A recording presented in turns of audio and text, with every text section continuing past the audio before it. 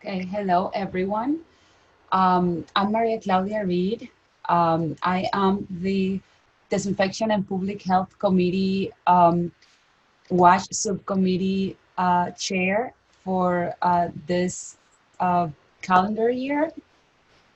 Today we have the pleasure of speaking to two of our web members who have devoted most of their work on WASH and promoting and delivering the importance of access to universal, affordable, and sustainable access to water, sanitation, and hygiene, which, as we all know, is key. It's a key public health issue, and it also, very promoted by the United Nations under, their international development program for the Sustainable Development Goals. Um, by now, we all know this is goal number 6, and we are going to talk about this today. We have one of our panelists today. It's Barry Liner. Um, Barry is a Chief Technical Officer at WEF, and I'm sure everyone who has done a little bit of disinfection or public health work with the Water Environment Federation know Barry. Hi, Barry. Thank you so Hello. much for Thank you. joining us. Sure. And we also have Elaine Townsend. He is a doctoral fellow at the University of Virginia. This is actually my first time meeting him. Nice to meet you, Ellen, and thank you so much for joining us. Thank you. Nice meeting you all as well. Excellent. We're gonna jump in the right question, and that is for you, Barry. Okay. Well, but for both of you, actually.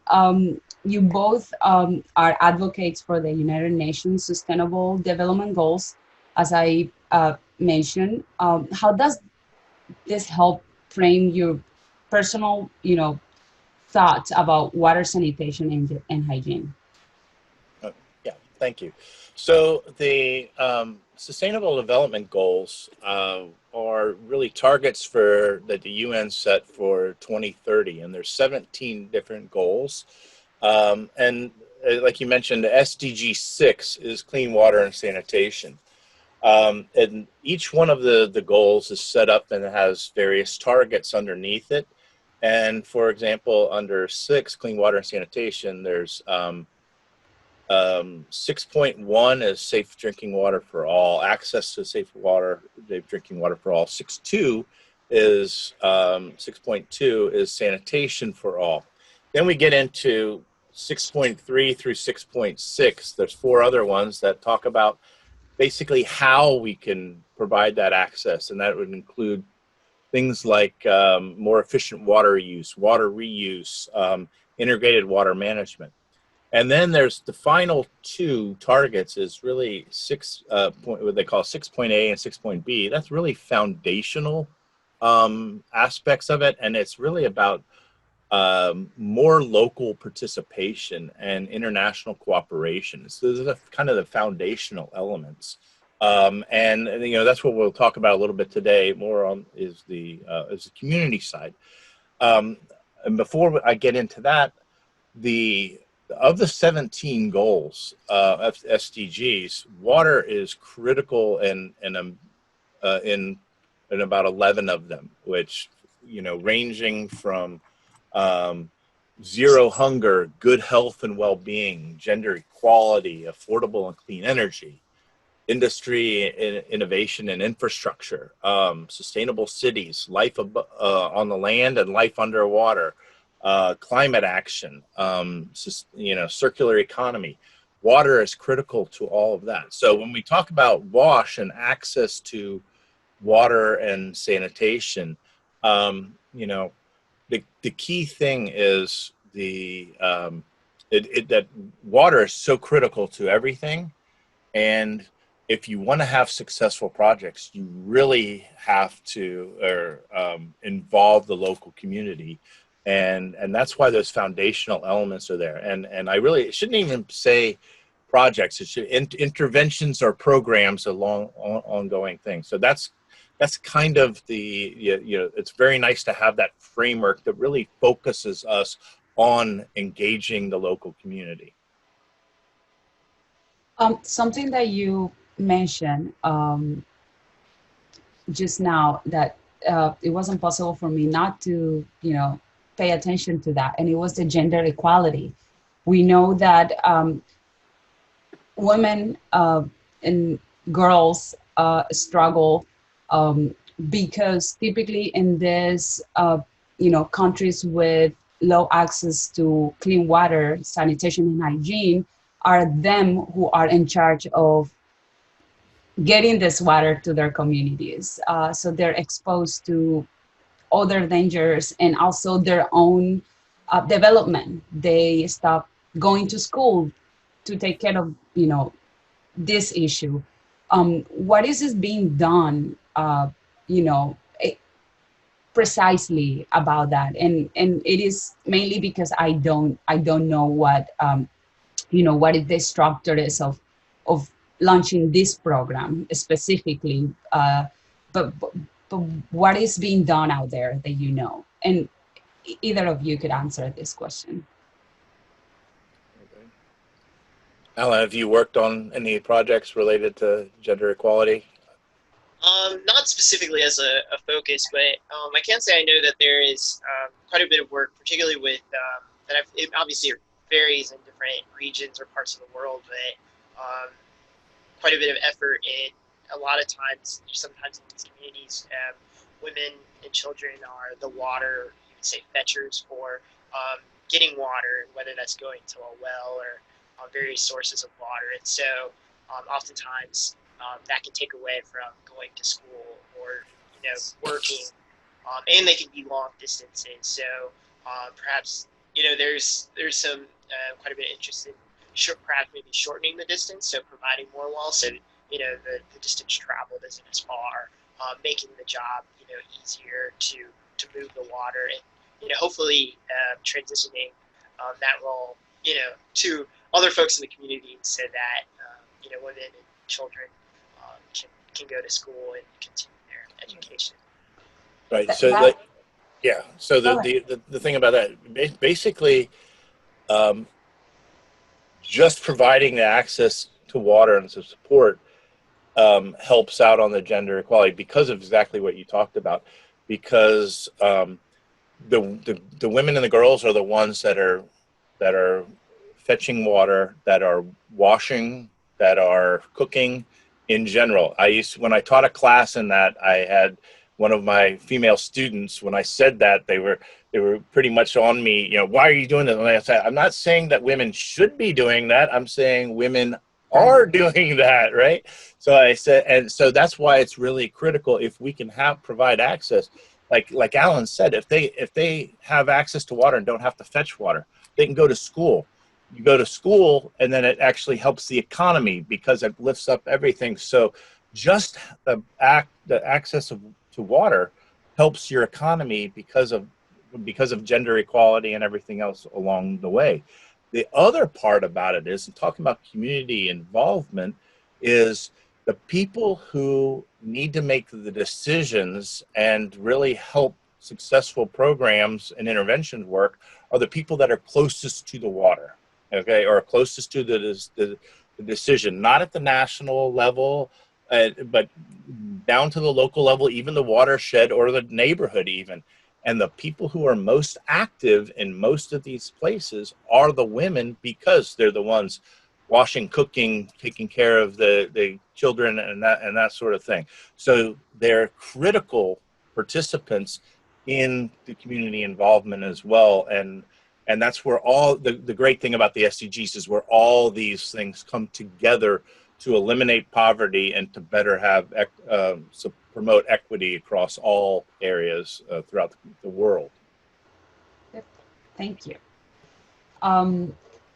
Moving on into the, in addition of focusing on improving the water infrastructure. Um, what else should water professionals, like us, be considering for helping achieve this SDG 6, and of course other sustainable development goals? So I think in addition to the engineering and natural science aspects of sustainable water development, I think what Barry does a really great job highlighting with, particularly with 6A and 6B of the goals, are the social aspects of water management. And so I would say areas that water professionals should consider here are helping enhance community governance, strengthening human and institutional capacity, which Barry has touched on, and addressing past legacies that limit progress, and partnership building. And I'll talk a little bit about the governance here. And so I think examples of that are policy, rulemaking, accountability, legal arrangements for settling disputes, and then also inclusion, inclusiveness in the political and economic participation. And so through enhanced governance, I think it helps support SDG 6, but then also helps support the SDGs more broadly and having co-benefits with some of the other SDGs. I'll add on capacity, strengthening human and institutional capacity also better positions communities to protect human health and well-being, but also the environment, which through strengthened human and institutional capacity also supports inclusion. And I think there's a lot of evidence that strengthening inclusion boost community ownership of the water system, and rely less on external resources, and mitigate taking on unsustainable behaviors. And so, Barry, in your work, have you run into cases where community capacity was actually a challenge? Yeah, actually, almost every time it is, and honestly, most of the time it's not that the people, the local community doesn't have the knowledge. It's that the knowledge is not necessarily listened to. So I've done a couple of projects. One in the up in the Andes in Peru, where somebody built a group came in and built a water storage tank, and they used methods that the locals said, now this isn't going to work. And they said, be quiet, we know what we're talking about. 6 months later, there was a crack in the thing, and it's leaking, and it's totally worthless. And then we also did a project in the Amazon, and the thing is that you think about it, you're in the Amazon, you have access to water. There's access to the water, it's flowing right by you the whole time, right? And a company, an organization came in and tried to drill boreholes and wells for these people. And what happened was this indigenous tribe, they just said, stay away, we'll give you the water. They put everything together, and then of course the pump stops working within 6 months, and they have no drinking water, even though they have access to everything. So one of the things, like a great example is down in that in the Amazon project, we were working with this indigenous tribe, and we went in and talked to them about, okay, so what are the issues, and what do you need? And they said, well, we have access to water, we have our natural resources, we have lots of sand. They don't have rocks much in the Amazon area where I was, but they have sand. And so what we did was we helped them. We designed slow sand filters where that they could actually build. And one of the tribal elders said, "You're not allowed to build anything. You teach us how to build it, and the processes of how to repair it and maintain it over time." and we're doing this. We do not want you to do this, which was exactly what we wanted to do, and it was very successful there. And one of the cool things about this is a great story, embarrassing for me, but so we were looking at the sand for the slow sand filters and trying to take some of it back so we could test it to see what the filtration rate would be and that kind of thing. So I'm on there. I got a 3 liter bottle, and I'm on a sandbar in the river, and I'm trying to fill the bottle so I can take it home back to the States so we can run some tests on it. And I have all this wet sand, and it's tough to jam it in the little thing of the 3 liter Yeah, little nozzle. bottle, right?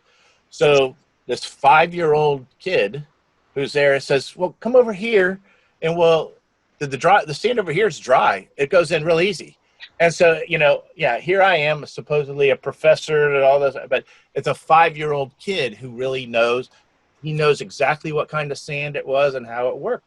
And so we need to listen. Listen, Yeah. I have to bring up, and you let me to remember, a personal story. I actually initially started in Colombia in the National School of National Public Health. That was when I got out of high school.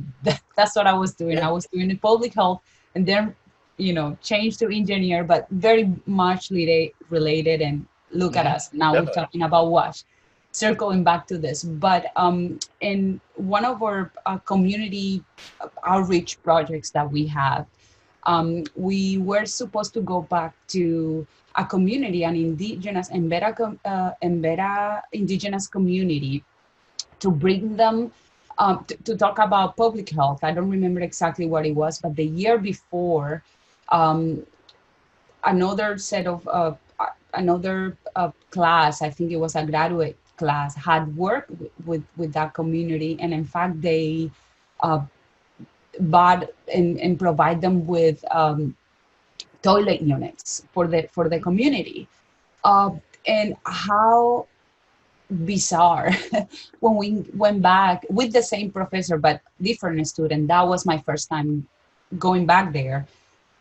We found maybe 70% of the toilets that have been provided used in the kitchen or on top of things with flowers inside or somewhere else, because it was physically uncomfortable for them to use them, because that's how they've never done it.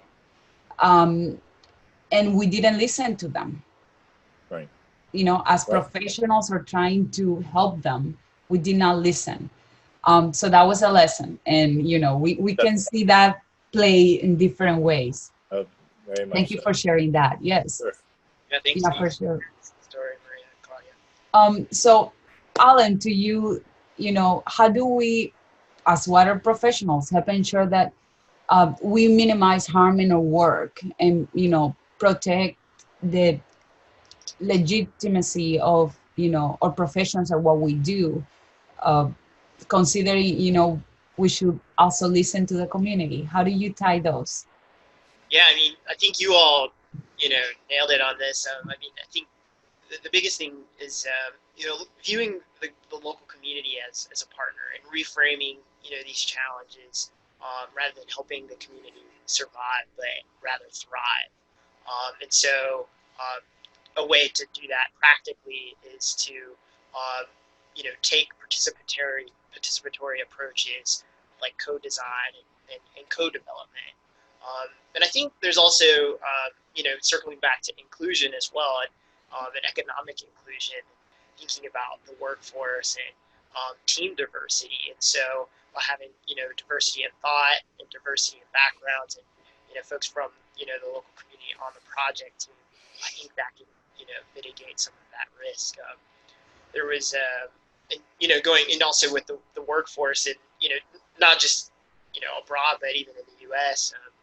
I think there was a 2018 Brookings Institute report looking at the water workforce in the U.S. and basically it's like an aging workforce, which is not uncommon. But what they found is there's a significant underrepresentation of women and people of color um, compared nationally to other professions. And so I think there's an aspect of inclusion even in the project teams as well that can help provide some, you know, mitigate the risk of causing harm and delegitimizing the profession.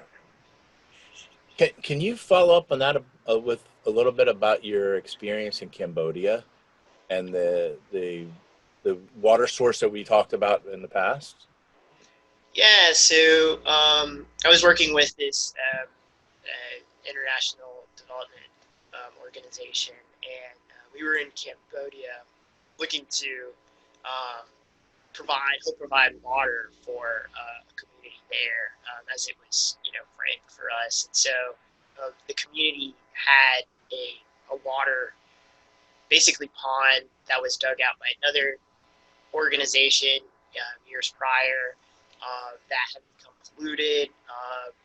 They used the pond for all kinds of, apologies for that, all kinds of sources from bathing. The animals used it, they drink out of the water. And so, we were tasked with trying to help clean up this water source and come up with an alternative, And I think through that, as we got to, become more involved with the community, one of the things that came up was that the community members were actually much more interested in an irrigation system for their rice fields. And, I even still look back at that time. It's just like, oh man, we came in with this very focused task, and it's like, well, what they really want is this field so that, they could have, economic prosperity, and maybe they could, build their own water system, move out of the community even, and so, but we came in, it's like, oh, this is what we're tasked with. This is what we can do. And so I think there, had we, in hindsight, incorporated or worked with the community a little bit more closely at the beginning to, kind of understand what their desires are, perhaps we could have come up with something that was much more in line with the community's desire to get better buy-in. Thank you. Barry, do you want to add any closing thoughts or? No, yes, thank you. So, Maria, Claudia, and Alan, it's been great chatting with you about this today. One of the things for a closing thought is, I appreciate that all three of us have our, SDG pins on, and that kind of gets to, we all talk, there's the cliche about think globally and act locally. I like to turn that on its head and think locally and act globally, because if you think about the solution for where you are, it has a ripple effect and can go beyond and have a global impact. So just kind of turning that cliche upside down, kind of empowers us to do something and try to solve little things, knowing that the ripple effect will move, will help advance the entire world. Thank you. Alan.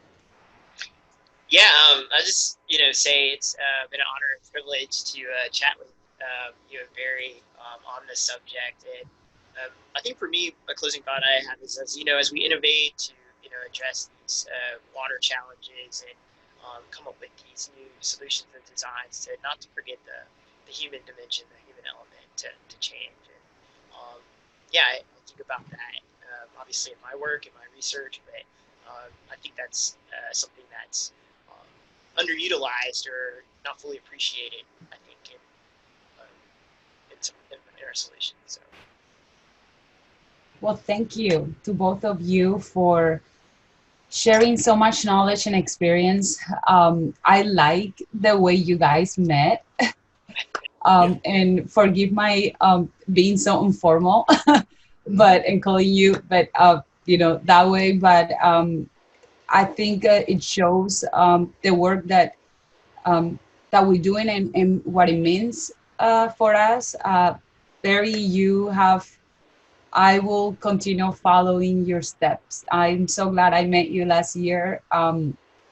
Your work aligns so much with the things that are important to many of us, and we appreciate, and how you bring meet people along the way and bring them along. And here's Alan with us. And this is just incredible, valuable. And thank you for your time, both of you.